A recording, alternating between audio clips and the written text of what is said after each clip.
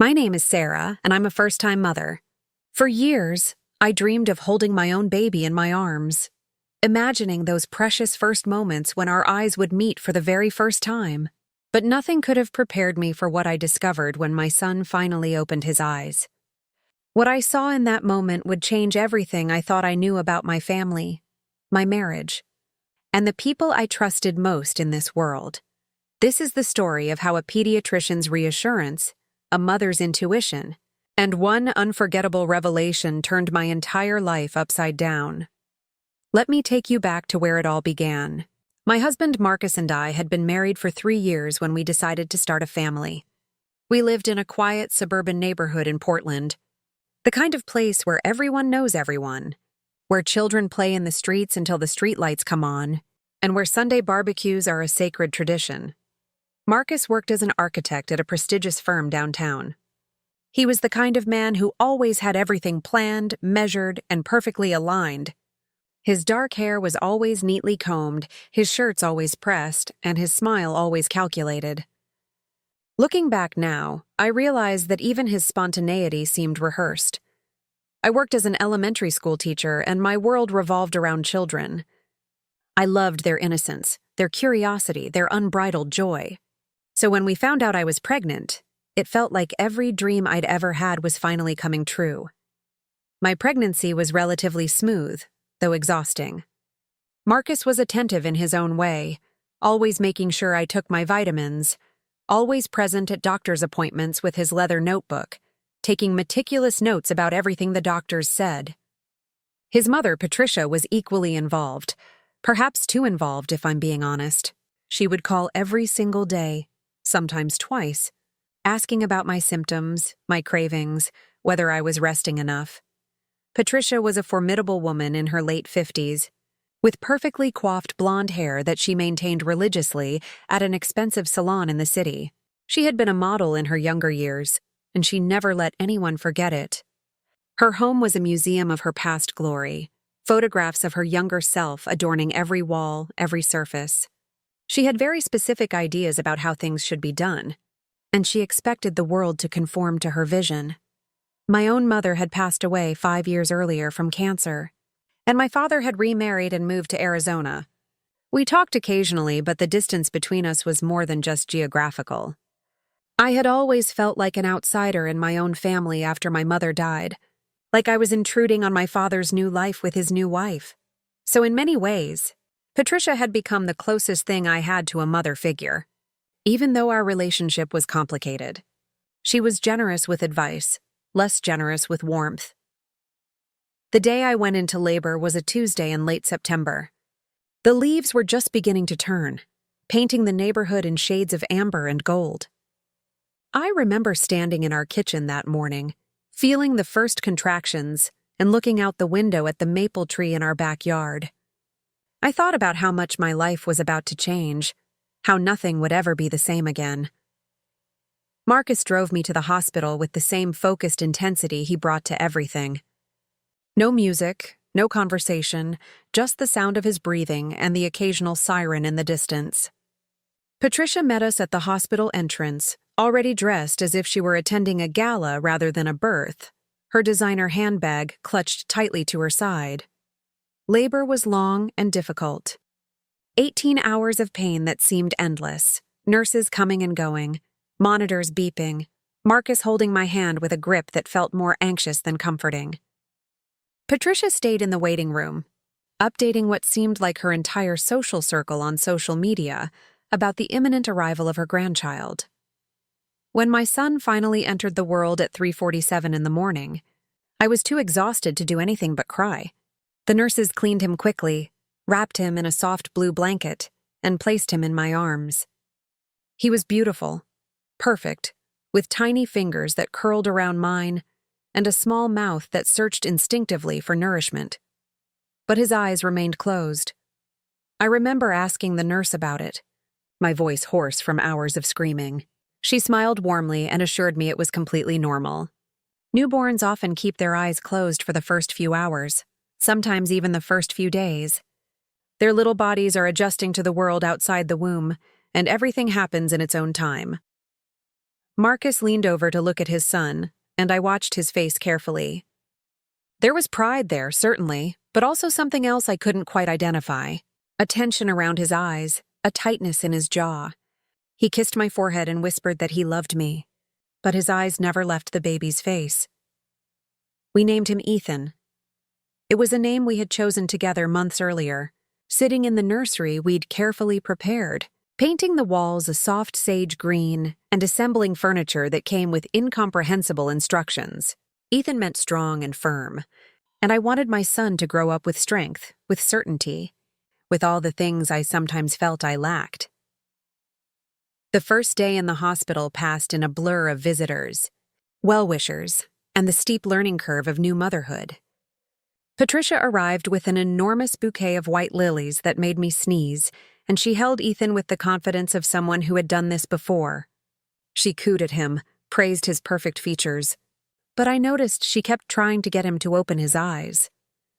My best friend Jennifer came by in the afternoon, bringing homemade cookies and a gift bag full of practical items I would actually need. Jennifer and I had been friends since college, and she was one of those rare people who told you the truth, even when it was uncomfortable. She had 2 children of her own, so she understood the reality of motherhood beyond the Instagram filters. When she held Ethan, she frowned slightly. I saw it immediately, that tiny crease between her eyebrows. I asked her what was wrong, my heart suddenly racing. She looked at me, then at Marcus, who was on his phone in the corner, then back at me. She said it was probably nothing, just that newborns usually open their eyes within the first few hours. But then she quickly added that every baby was different, and I shouldn't worry. But of course, I worried. That's what mothers do. We worry about everything, from the temperature of the room to the pattern of breathing, from every sound to every silence. By the second day, Ethan still hadn't opened his eyes. The pediatrician, Dr. Morrison, came to examine him. She was a woman in her 40s with kind eyes and a no-nonsense demeanor that I found comforting. She checked Ethan thoroughly, testing his reflexes, listening to his heart, examining every inch of his tiny body. When she finished, she sat down beside my bed and explained that some babies just took longer to open their eyes. It could be due to swelling from the birth, sensitivity to light, or simply individual development. She said that as long as his other reflexes were normal and he was feeding well, there was no cause for concern. She would check him again before we were discharged, but she expected everything would be fine. Marcus seemed relieved by this explanation. He nodded vigorously, as if Dr. Morrison's words had lifted some invisible weight from his shoulders. Patricia, who had been present for the examination, declared that her Marcus had also taken several days to open his eyes as a baby, and look how perfectly he had turned out. But I couldn't shake the feeling that something was off. It wasn't just about the closed eyes. It was the way Marcus acted whenever I mentioned it, the way he would change the subject or suddenly remember something urgent he needed to do. It was the way Patricia watched me when she thought I wasn't looking, her expression unreadable. We brought Ethan home on the 3rd day. His eyes were still closed, but Dr. Morrison had assured us one final time that this was within the range of normal, and we should give it a few more days. She told us to call if we had any concerns, but she was confident there was nothing to worry about. Our house felt different with a baby in it. The silence we had once enjoyed now felt oppressive, and every small sound Ethan made seemed amplified in the quiet. I barely slept, constantly checking on him, making sure he was breathing, making sure he was comfortable, making sure he was okay. Marcus returned to work after just 3 days of paternity leave. He said there was an important project deadline, that the firm was counting on him, that we needed the income now more than ever. I understood logically, but emotionally I felt abandoned. This was supposed. Patricia came by every day, usually arriving before Marcus left for work and staying until late afternoon. She brought casseroles I didn't ask for, reorganized my kitchen cabinets without permission, and offered constant advice about everything from feeding schedules to room temperature. She meant well, I told myself, even as her presence began to feel suffocating. On the 5th day of Ethan's life, I was sitting in the nursery, rocking him gently and singing a lullaby my own mother used to sing to me. The afternoon sun streamed through the window, casting long shadows across the room.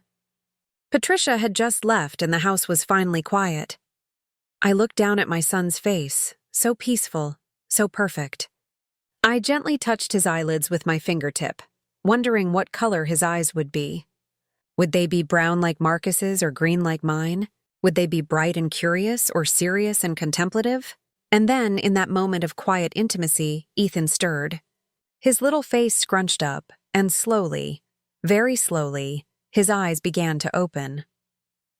My heart stopped, because the eyes looking up at me were not brown like Marcus's. They were not green like mine. They were a striking, unmistakable, brilliant blue. The kind of blue that is rare and distinctive.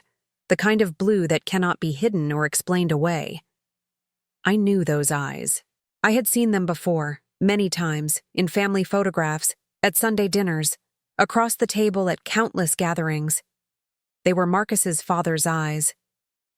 His late father, Thomas, who had died 2 years before Marcus and I even met.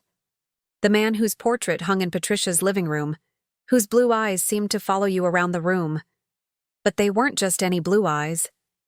They were identical, unmistakably, impossibly identical to the eyes of someone else I knew. Daniel, Marcus's younger brother. The room seemed to spin around me. I held Ethan closer, as if protecting him from my own thoughts, my own growing horror. This couldn't be right. There had to be an explanation. Genetics could be strange, unpredictable. Maybe the blue-eye gene had skipped Marcus somehow. Maybe it was recessive. Maybe there was a scientific explanation that would make sense of what I was seeing.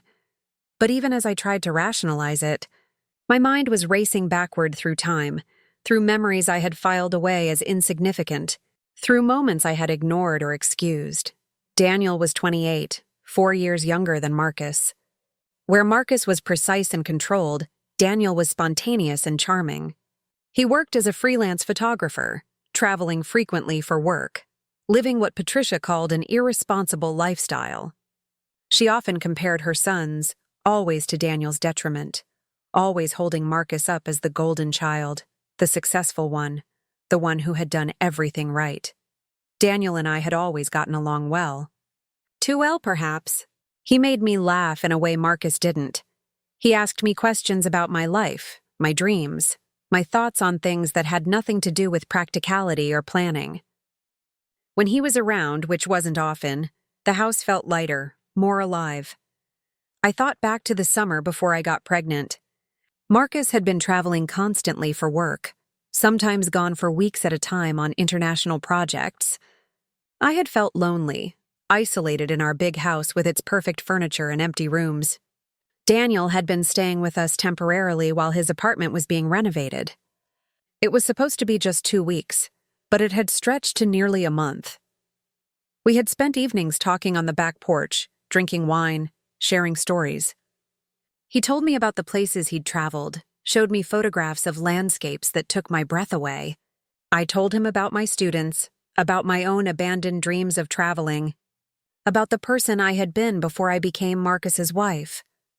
There was one night, one terrible, wonderful, confusing night that I had pushed so far down in my memory that I had almost convinced myself it never happened. Marcus had been in Tokyo. I had received an email from him saying he would be gone another week. I had drunk too much wine. Daniel had been kind, attentive, present in a way I desperately needed.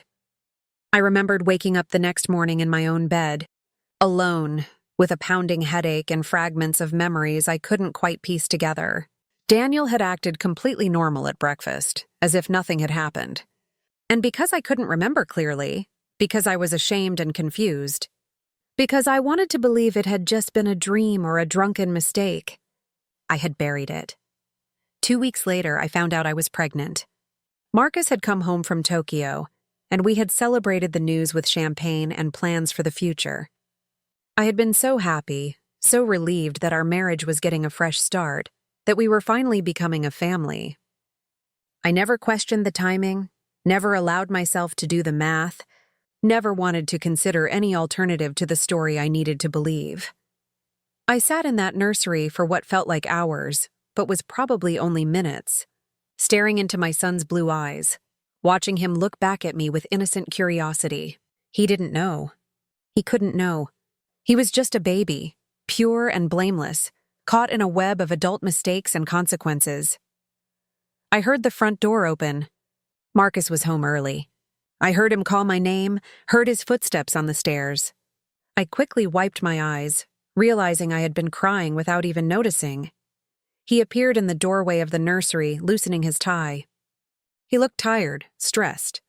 He asked how my day had been, a routine question that usually required only a routine answer.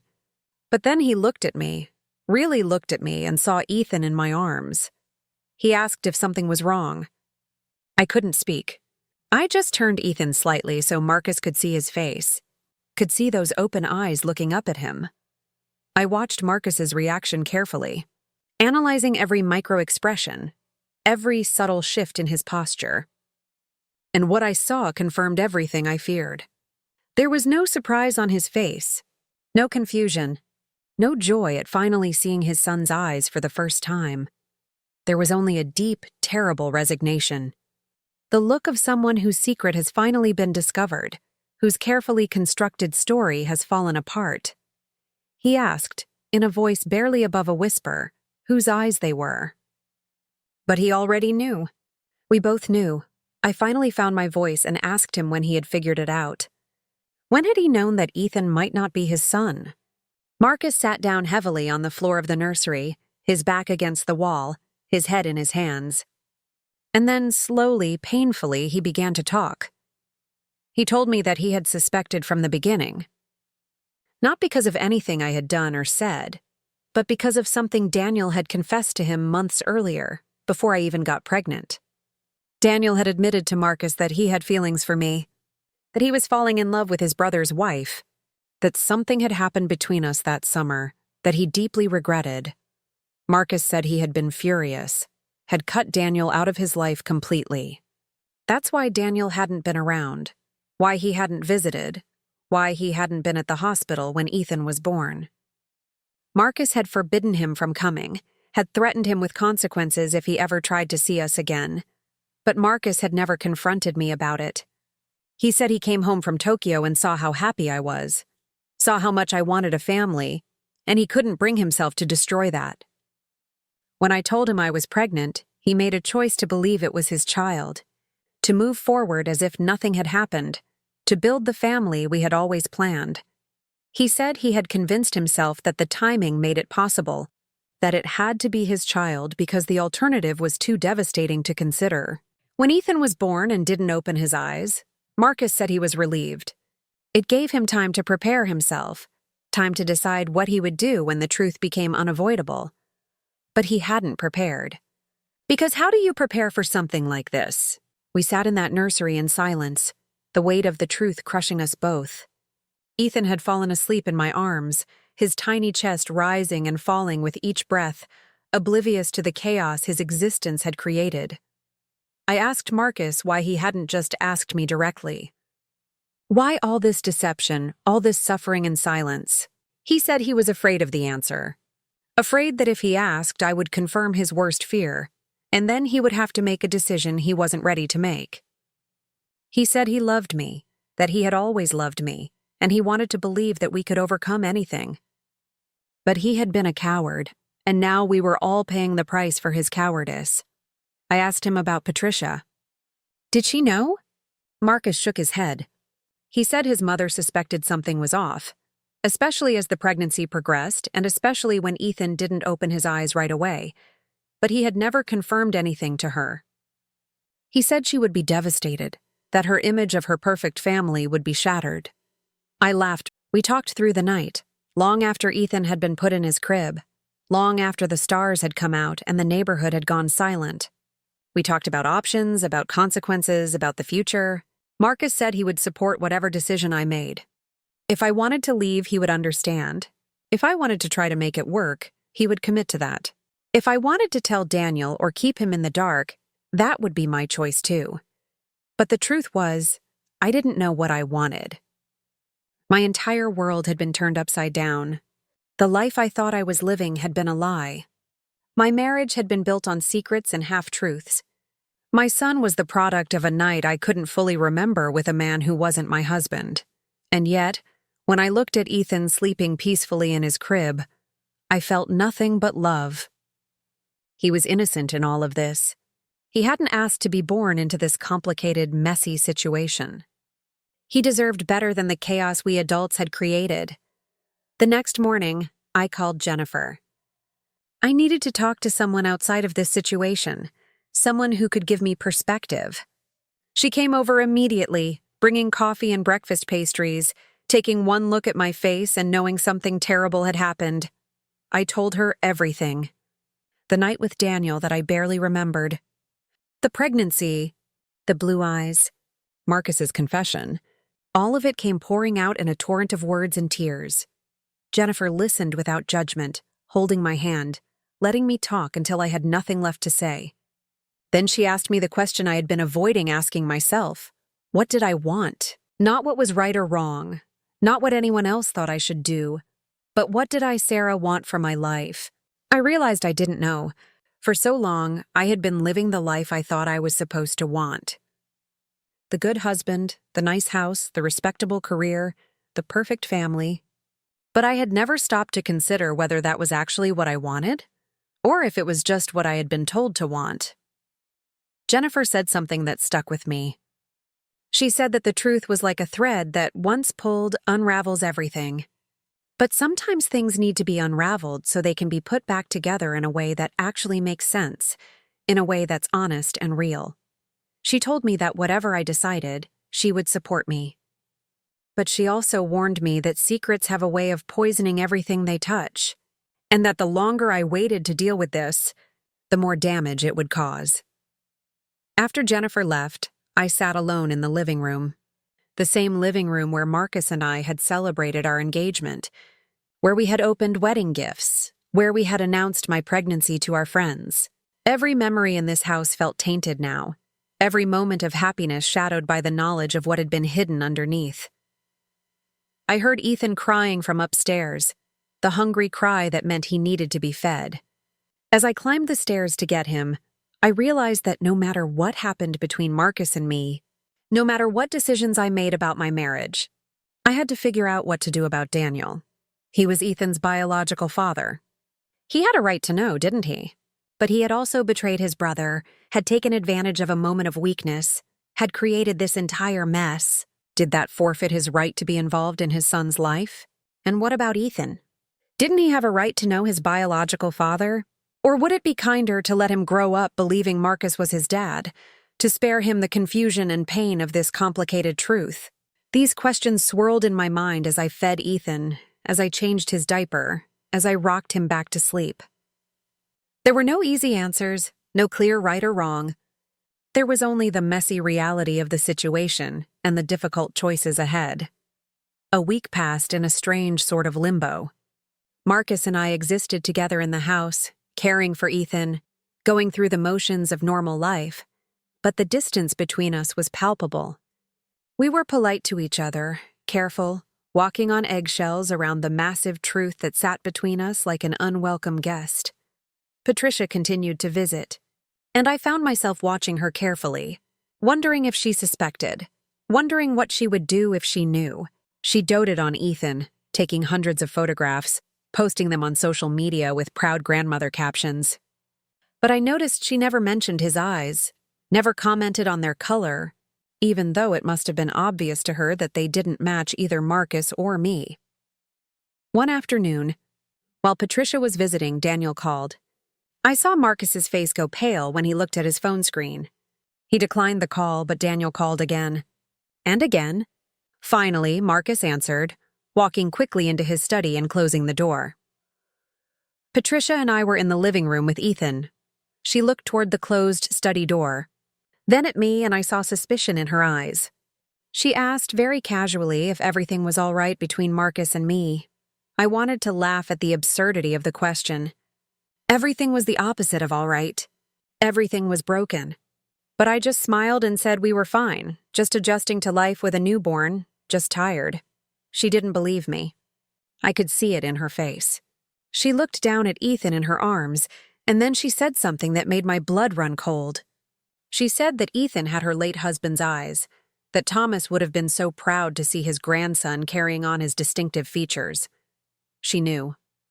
Or at least she suspected, and she was testing me, waiting to see how I would react.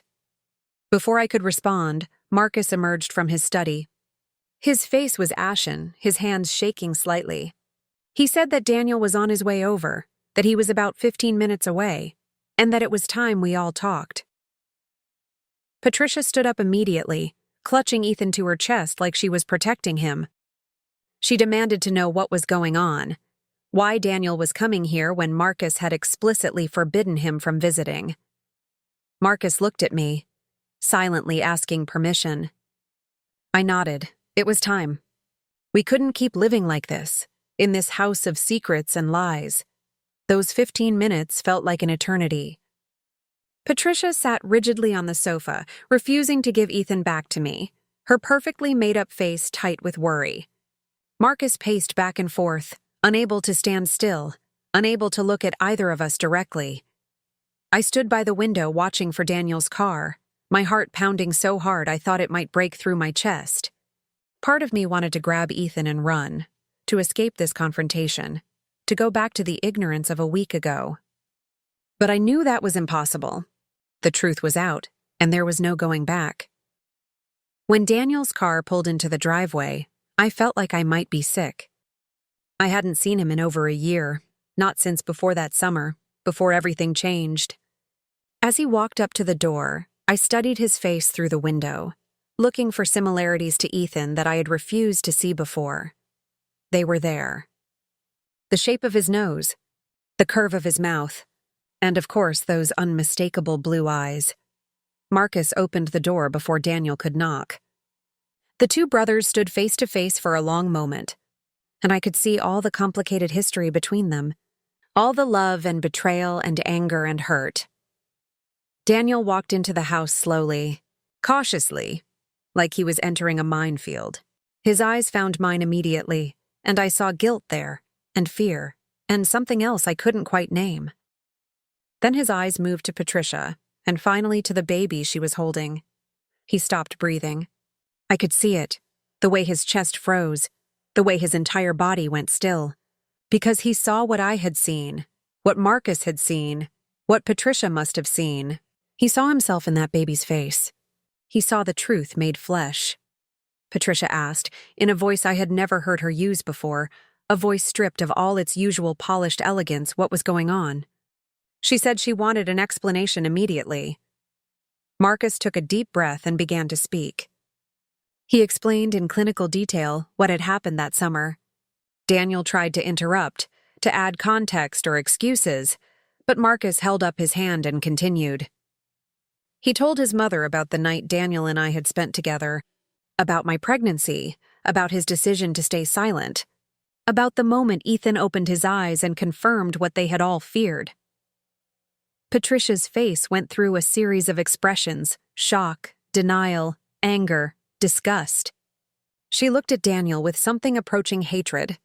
She looked at me like I was a stranger she had never seen before. And she looked at Marcus with what might have been pity or disappointment. Then she looked down at Ethan, still sleeping peacefully in her arms, unaware of the storm raging around him, and slowly I saw her face soften. She touched his cheek gently, traced the outline of his tiny hand, studied his face with the attention of someone trying to memorize every detail. She said, in barely more than a whisper, that he looked like Thomas. Her late husband, Daniel's father. She said it wasn't the baby's fault, that he was innocent, that he was... After Patricia left, the three of us stood in awkward silence. Ethan began to fuss, and I automatically started rocking him, the motion soothing to both of us. Daniel hadn't moved from his spot near the door, still staring at the baby with an expression of wonder and terror. Marcus finally broke the silence. He said that Daniel deserved to know the truth, that he was Ethan's biological father, and that we needed to figure out what that meant going forward. Daniel's eyes filled with tears. He said he had suspected, from the moment Marcus called him that summer, furious and hurt, forbidding him from ever coming near us again. He said he had wanted to reach out, to talk to me, to figure out what had happened that night and what it meant. But Marcus had threatened legal action, had said he would destroy Daniel's career and reputation if he ever tried to contact me. So Daniel had stayed away, tortured by guilt and uncertainty, wondering if there had been consequences to that night, wondering if I was okay, if our marriage was okay, if the baby I was carrying might be his. He said he never meant for any of this to happen. He said he had been fighting his feelings for me for years, ever since Marcus first introduced us. He said that night was the worst mistake of his life, not because he regretted the connection we had shared, but because it had been a betrayal of his brother and a violation of my marriage. I asked him what he remembered about that night, because my own memories were so fragmented, so unclear. Part of me hoped he would say that nothing had actually happened, that it had all been a misunderstanding, that there was some other explanation for Ethan's appearance. But Daniel confirmed my worst fears. He remembered everything. He told me that we had been talking on the porch, drinking wine, and I had been crying about how lonely I felt, how Marcus was always gone, how I felt invisible in my own marriage. He said he had tried to comfort me, and one thing had led to another, and before either of us really understood what was happening, we were in my bedroom. He said I had been coherent, consenting, present. But the next morning, when it was clear, I didn't remember everything clearly. He had been too ashamed to clarify, too afraid of the consequences to be honest. So he had acted like nothing happened, and when I didn't bring it up, he had convinced himself that maybe we could all just move forward and pretend it never occurred. Marcus listened to all of this with his jaw clenched, his fists tight at his sides. I could see him struggling with his anger, his hurt, his sense of betrayal. But I could also see him struggling with his own guilt, because he knew that his absence, his emotional distance, his prioritization of work over his marriage had created the conditions for this to happen. We talked for hours that day, the three of us, trying to navigate an impossible situation. We talked about options, about what was best for Ethan, about what was fair to everyone involved. Daniel said he wanted to be part of Ethan's life, that he wanted to be a father to his son, that he had rights. Marcus said that he had been planning to be Ethan's father, that he had bonded with him, that biology wasn't the only thing that made someone a dad. He said he was willing to stay, to raise Ethan as his own, to move forward as a family if I was willing. And me? I was overwhelmed, caught between two men who both had valid claims, both valid feelings, both valid pain. I had to make decisions that would affect not just my life, but Ethan's life, for years to come. I told them I needed time to think, to process, to figure out what I wanted. I asked Daniel to leave for now, promising that we would continue this conversation, that he wouldn't be shut out of Ethan's life, but that I needed space to breathe and think clearly. After Daniel left, Marcus asked me what I wanted him to do. Did I want him to move out? Did I want a divorce? Did I want to try to make our marriage work? I told him honestly that I didn't know. I said I needed to understand my own feelings first, to figure out what had happened that night with Daniel, to understand why I had made the choices I had made. I said I couldn't make decisions about our future until I understood our past. Marcus said he would give me space, but he would stay in the house because he wanted to be there for Ethan, to help with the practical work of caring for a newborn. We could live as roommates for now, co-parenting, while I figured things out. That night, I lay in bed with Ethan sleeping in his bassinet beside me, and I thought about everything that had happened. I thought about the life I had imagined for myself, for my family, and how far from that reality I now was. I thought about Marcus, about the years we had spent together, about the moments of happiness that had been real, even if they had been built on an unstable foundation. I thought about Daniel, about the attraction I had felt for him that I had never allowed myself to acknowledge, about the night we had shared that I had tried so hard to forget. But mostly, I thought about Ethan. I looked at his peaceful face, his tiny hands, his chest rising and falling with each breath. He was the only truly innocent person in this entire mess. Whatever decisions I made, they had to be about what was best for him, not about what was easiest for me or most comfortable for the adults around him. The next few weeks were among the hardest of my life. I continued my maternity leave, caring for Ethan during the day while Marcus worked. Daniel called or texted every day, asking how Ethan was, asking if he could visit, asking if we could talk. Patricia came by less frequently, and when she did, there was a tension in the air that hadn't been there before. I started seeing a therapist, someone who specialized in family trauma and complicated relationships. In her office, I began to unpack, not just the situation with Daniel and Marcus, but my entire marriage, my sense of self, my patterns of behavior that had led me to this point. I realized that I had spent most of my adult life trying to be what other people wanted me to be. I had been the perfect girlfriend for Marcus, the perfect wife, the perfect daughter-in-law for Patricia. I had suppressed my own desires, my own dreams, my own voice, in service of maintaining a relationship that looked good on the outside but felt hollow on the inside. That night with Daniel, whether I wanted to admit it or not, had been a moment of rebellion, a moment of wanting something for myself, a moment of connecting with someone who saw me as more than just a role to be filled. It didn't excuse what had happened, didn't make it right, but it helped me understand it. My therapist asked me to imagine my ideal future. Not what I thought I should want, not what would make other people happy, but what would make me genuinely happy and fulfilled. For the first time in years, I allowed myself to really think about that question. I realized that what I wanted more than anything was honesty. I wanted to live in the truth, however messy and complicated that truth might be. I wanted Ethan to grow up knowing who he was, where he came from, surrounded by people who loved him, for who he actually was, not for who they wanted him to be. I wanted a relationship. I wanted a relationship built on genuine connection, not on obligation or appearances. Whether that was with Marcus or Daniel or someone else entirely, or whether it was just me and Ethan on our own, I needed it to be real.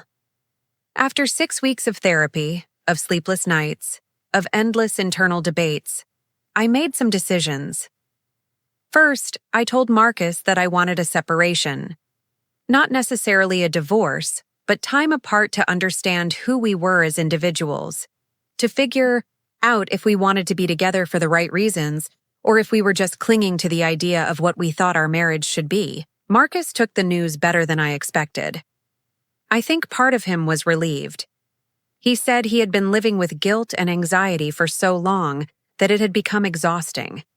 He agreed to move out temporarily, to get an apartment nearby so he could still be involved in Ethan's daily life, but to give us both the space to breathe and think clearly. Second, I invited Daniel to come over and meet his. Patricia listened without interrupting, her face a mask of composure that only occasionally cracked to reveal the emotions underneath. When I finished, she sat in silence for a long moment, her hands folded in her lap, her gaze fixed on the family photos that still lined my walls. Then she said something that surprised me. She said that her marriage to Thomas hadn't been perfect either.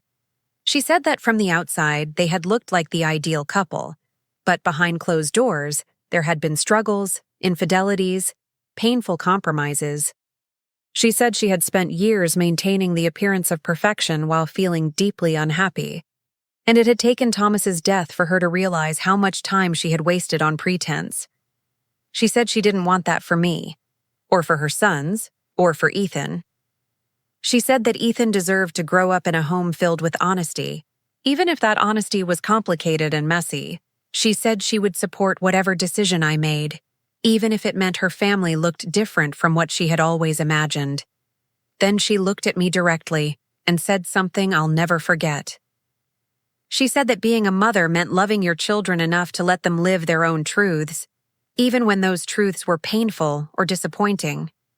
She said that applied to Marcus, to Daniel, and to me as well, because in some ways I had become like a daughter to her.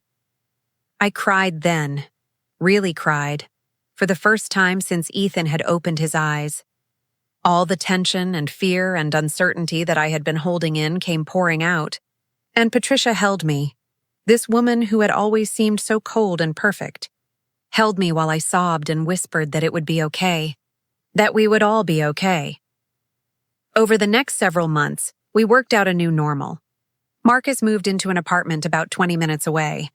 He came by every evening after work to spend time with Ethan, helping with baths and bedtime routines, being present in the way he hadn't been before. Our separation seemed to free him somehow, allowed him to be more authentic, less burdened by the expectations he had placed on himself. Daniel started coming by 3 times a week. At first, the visits were awkward and carefully scheduled, but gradually they became more natural. He would come over in the afternoons, and I would watch him with Ethan, seeing the bond develop between father and son. He was patient and gentle, reading to Ethan in funny voices, playing with him on the floor, completely present in a way that came naturally to him. The 3 of us, Marcus, Daniel, and I, even had a few conversations together about co-parenting. They were uncomfortable at first, the 2 brothers sitting in my living room, trying to navigate their own complicated relationship, while also figuring out how to both be fathers to the same child. But slowly, painfully, they began to rebuild their connection. Marcus apologized to Daniel for shutting him out so completely, for threatening him, for trying to control the situation instead of dealing with it honestly.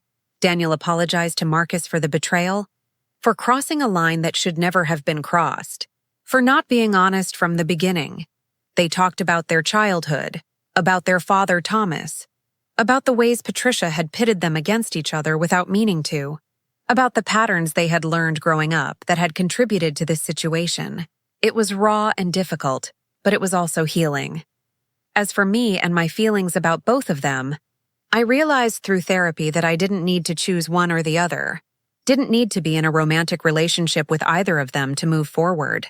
What I needed was to build my own life, my own identity, separate from being someone's wife or someone's girlfriend. I loved Marcus in many ways. He had been my partner for years, and that history meant something. But I also recognized that we had never been right for each other in the ways that mattered most. We had been attracted to the idea of each other, to what we represented, but we hadn't truly known each other. And Daniel? There was attraction there, connection, a sense of understanding. But starting a relationship with him would have been building on a foundation of betrayal and pain. Maybe someday in the future, once enough healing had happened, we might explore what could exist between us. But for now, I needed to focus on myself and on being the best mother I could be to Ethan. When Ethan was 6 months old, I made another important decision. I decided to move to a different house, a fresh start that wasn't filled with the ghosts of my marriage to Marcus. I found a charming cottage on the other side of town, with a small yard for Ethan to play in eventually, and enough space for the life I was building. Marcus helped me move, as did Daniel and Jennifer. It was strange seeing the 2 brothers working together, carrying boxes, assembling furniture, sharing pizza afterward while Ethan sat in his bouncer, watching us with those striking blue eyes that had started all of this. Patricia came by on moving day with a housewarming gift, a beautiful quilt she had made herself with squares of fabric that had belonged to Thomas. She said she wanted Ethan to have something of his grandfather's, something that connected him to his family history. As I settled into my new home, I felt something I hadn't felt in years: freedom. I was making my own choices, living my own life, not performing for anyone or trying to fit into someone else's vision of who I should be. I returned to teaching when Ethan was 8 months old. Going back to work was harder than I expected, but it was also grounding.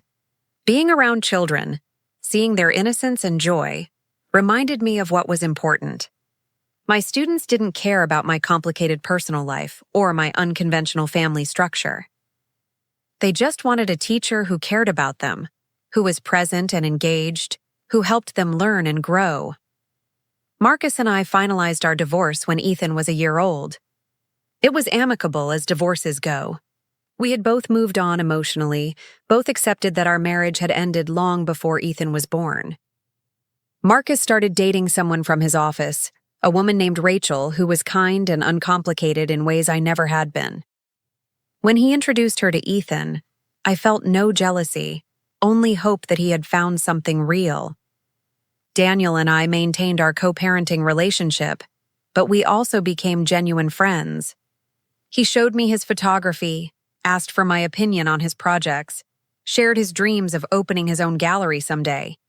I told him about my teaching, about the funny things my students said, about the book I was thinking of writing about my experiences. Sometimes, late at night when Ethan was asleep, I would think about that summer night that had changed everything. I still didn't remember all the details clearly, and I had made peace with that. What mattered wasn't exactly what had happened that night, but what I had learned from it, how it had forced me to confront the truth about my life and make changes I should have made years earlier. Ethan's second birthday party was held in the backyard of my cottage. It was a beautiful September afternoon, warm and golden, with leaves just beginning to turn. I had invited everyone, Marcus and Rachel, Daniel, Patricia, Jennifer, and her family, some of my teaching colleagues, neighbors from my new street. As I watched everyone mingling, eating cake, playing with Ethan, I felt overwhelmed with gratitude. This wasn't the family I had planned. It was messier, more complicated, harder to explain to people who asked. But it was real. It was honest. And it was filled with people who genuinely loved Ethan for who he was. Marcus was pushing Ethan on the swing set Daniel had built, both of them laughing. Daniel was showing Patricia photos on his camera, her face lit up with pride at her son's work. Rachel was helping me set up the piñata, chatting easily about her own childhood birthday parties. Jennifer was making sure all the kids had drinks and weren't fighting over the toys. This was my village. This was the community I had built from the ashes of my old life. It wasn't perfect, but it was ours. Later that evening, after everyone had gone home and Ethan was asleep, I sat on my back porch with a glass of wine, just like I had that night 2 years ago. But everything was different now.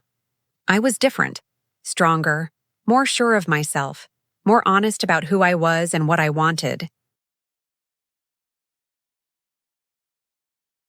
I thought about the pediatrician who had said it was normal that Ethan's eyes hadn't opened right away. She had been right in a medical sense, but she had no idea that those closed eyes were hiding a truth that would change everything. Those blue eyes had been the catalyst for unraveling my entire life, for forcing me to confront things I had been avoiding, for pushing me toward a more authentic existence. I used to think that truth was something to be afraid of, that it was destructive and painful. And it was both of those things, but it was also liberating.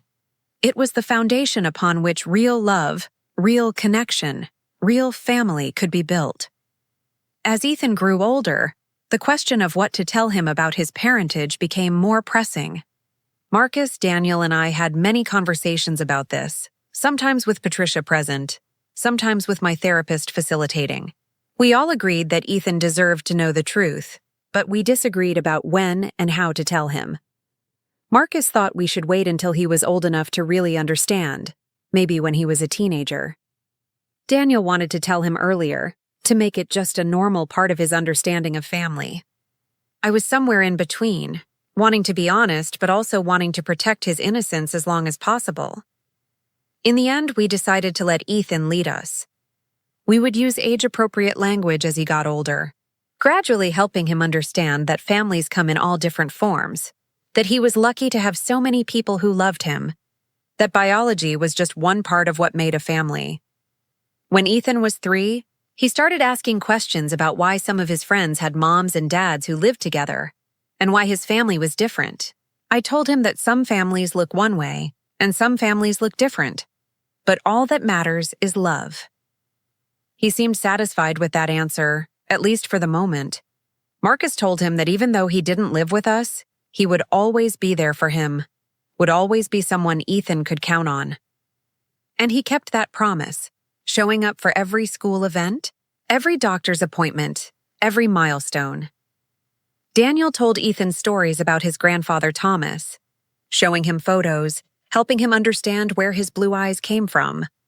Ethan loved these stories, loved feeling connected to someone he had never met but who lived on in him. Patricia created a photo album for Ethan filled with pictures of both Marcus and Daniel as children, pictures of Thomas, pictures of our whole complicated family. She wrote captions explaining who everyone was, how they were all connected, making sure Ethan would always know his history. By the time Ethan was 5 and starting kindergarten, our arrangement had become so normal that I sometimes forgot how unusual it might seem to outsiders. Ethan's school forms had 2 emergency contacts, Marcus and Daniel. Both of them came to parent-teacher conferences. Both of them were listed as authorized pickup persons. The teachers were confused at first, but I simply explained that we had a co-parenting arrangement, and they accepted it without judgment. The other parents sometimes asked questions, and I learned to give simple, honest answers without over-explaining. Yes, Ethan had 2 fathers who were both involved in his life.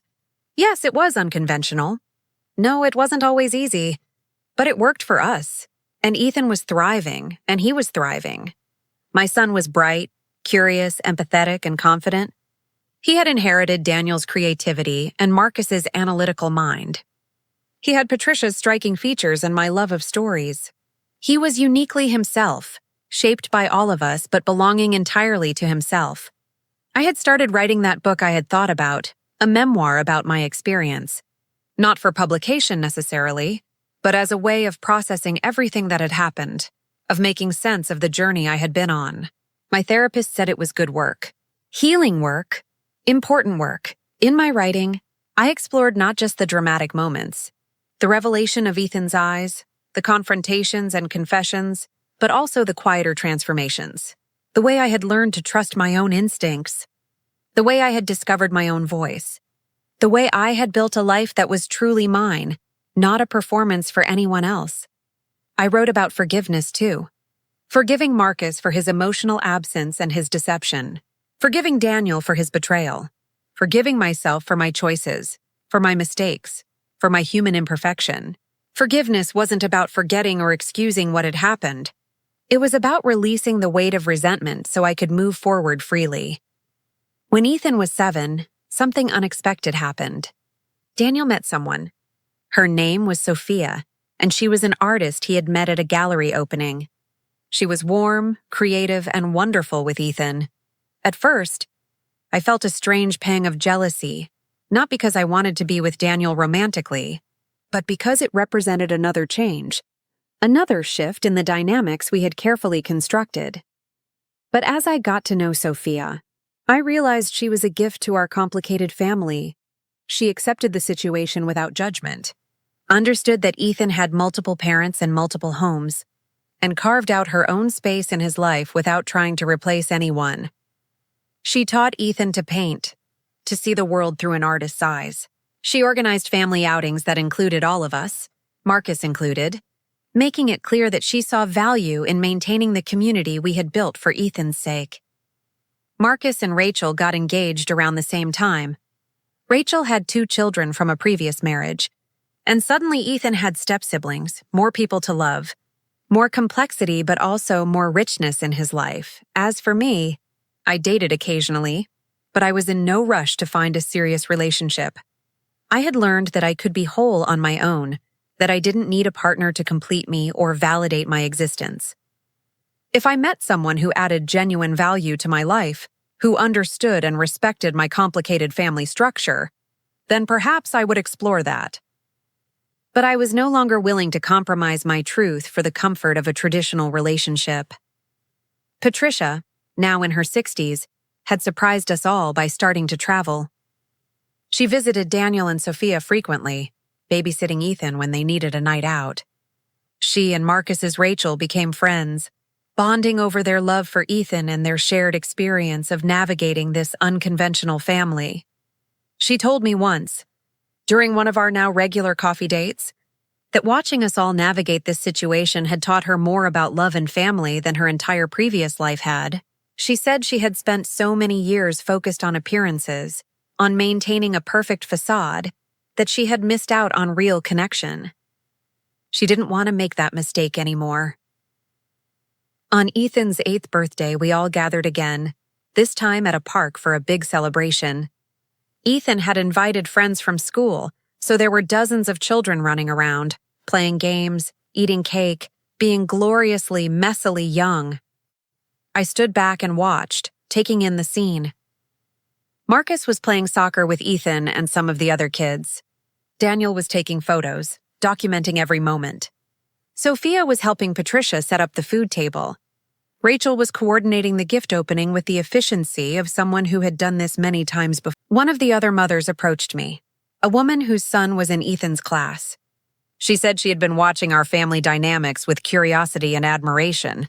She said she was going through a difficult divorce and was afraid of how it would affect her children. But seeing Ethan so happy and well-adjusted gave her hope. I told her what I had learned over the years, that children are resilient, that they can thrive in all kinds of family structures as long as they feel loved and secure, that honesty and respect matter more than traditional arrangements. I told her that it wasn't easy, that it required constant communication and compromise and putting aside ego for the sake of the children. But it was worth it. As the party wound down and parents started collecting their tired, sugar-filled children, Ethan came running up to me. His face was flushed from playing. His hair was sticking up in all directions, and his blue eyes, those beautiful, truth-telling blue eyes, were shining with happiness. He wrapped his arms around me and said, "This was the best birthday ever, Mom. Thank you." And in that moment, I felt it all.